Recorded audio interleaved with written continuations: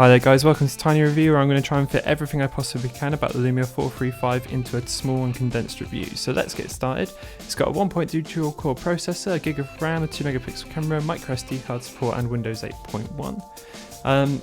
And starting off, let's start by saying the obvious, this phone really is cheap. Like really cheap. I paid £40 for it, which included a £10 top up, so it only really made the phone £30. And it's really nicely built. I must admit, I quite like the way this phone looks. It doesn't feel cheap, which is nice. It actually feels rugged and sturdy, and when I try and bend it, I just can't really. It just feels kind of sturdy. Maybe it's a testament to the users, like a first phone or a kid's phone or something like that, which is nice. Also, the phone's really zippy. I generally get around the OS quite nicely, as Windows 8.1 always is, which is nice. It kind of flies through emails just fine. And oh look, that's cute. It's one from Microsoft. And yeah, it's generally day-to-day use is quite fast, which is great.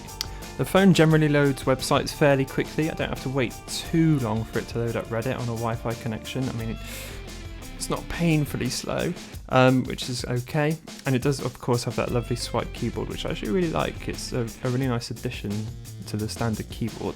Of course, it's going to have its trade-offs, and one of them is the camera. It's a 2 megapixel affair, and it's not good. It takes generally horrendous photos, but I mean, we've got to think at this price point, we should be thankful it's even got one.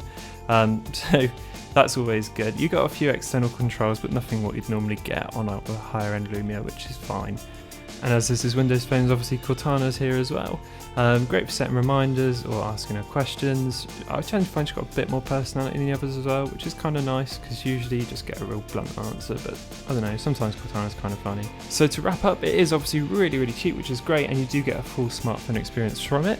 Not so good, the screen isn't great, and the camera's nothing to write home about. 4G is also absent from this one, but you do get 3.5G or HSPA+. If you did enjoy this tiny review, do stick around. I plan to upload more in the future, and I'll see you in the next one.